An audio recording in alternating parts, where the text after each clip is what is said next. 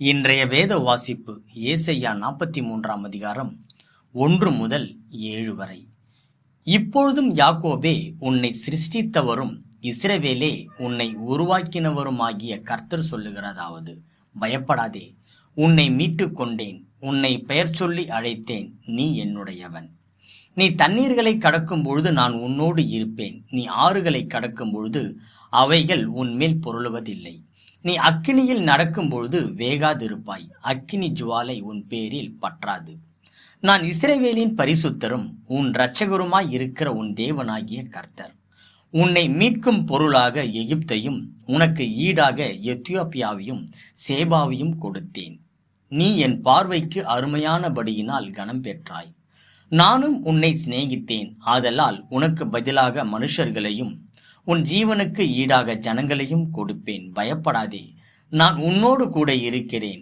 நான் உன் சந்ததியை கிழக்கில் இருந்து வரப்பண்ணி உன்னை மேற்கில் இருந்து கூட்டி சேர்ப்பேன். நான் வடக்கை நோக்கி கொடி என்றும் தெற்கை நோக்கி வைத்திராதே என்றும் சொல்லி, தூரத்தில் இருந்து என் குமாரரையும் பூமியின் கடையாந்தரத்தில் இருந்து என் குமாரத்திகளையும் நான் என் மகிமைக்கென்று சிருஷ்டித்து உருவாக்கி படைத்து என் நாமம் தரிக்கப்பட்ட யாவரையும் கொண்டு வா என்பேன். இன்றைய நற்செய்தியின் தலைப்பு, தேவன் பெயர்களை அறிந்திருக்கிறார். நான் திருச்சபையின் வாலிபர் குழு தலைவியாய் பொறுப்பேற்று பல வாலிபர்களை சந்தித்து பேசிக்கொண்டிருந்த வேளையில் ஒரு ஞாயிற்றுக்கிழமையின் பொழுது தன் தாயின் அருகாமையில் அமர்ந்திருந்த ஒரு இளம் வாலிப பெண்ணிடம் பேசினேன்.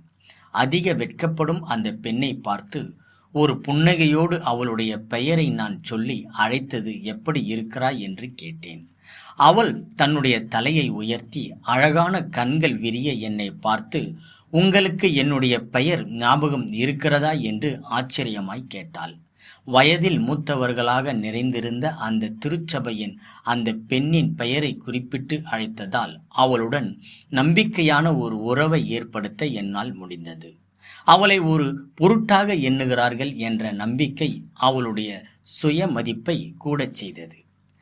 ஏசாயா 43 அதிகாரத்தில் அதே போன்ற ஒரு செய்தியை இஸ்ரவேலருக்கு சொல்லும்படிக்கு தேவன் ஏசாயா தீர்க்கதரிசியை பயன்படுத்துகிறார். தேவன் இஸ்ரவேலர்களை காண்கிறார் மற்றும் அவர்களை மதிப்பிடுகிறார் என்பதே அச்செய்தி. சிறையிருப்பிலும் வனாந்தரத்திலும் தேவன் அவர்களை கண்டு அவர்களை பெயர் சொல்லி அழைக்கிறார். அவர்கள் வேறு யாரோ அல்ல, அவர்கள் தேவனுக்கு சொந்தமானவர்கள். அவர்கள் கைவிடப்பட்டவர்களாய் தெரிந்தாலும் அவர்கள் தேவனுடைய பார்வையில் விலையேற பெற்றவர்கள். அவர்களை குறித்த அவருடைய அன்பு மாறாதது. தேவன் அவர்களை பெயர் சொல்லி அழைக்கிறார் என்பதை அவர்களுக்கு நினைப்பு ஊட்டுவதன் மூலம் அவர்களுடைய அந்த இக்கட்டான தருணத்தில் தேவன் அவர்களுக்கு செய்ய போகிற நன்மைகளை அறிவிக்கிறார். அவர்கள் பாடுகளின் பாதையில் பயணிக்கும் பொழுது தேவன் அவர்களோடு இருப்பார். தேவன் அவர்களின் பெயர்களை அறிந்திருப்பதால் அவர்கள் பயப்படவோ அல்லது கவலைப்படவோ தேவையில்லை.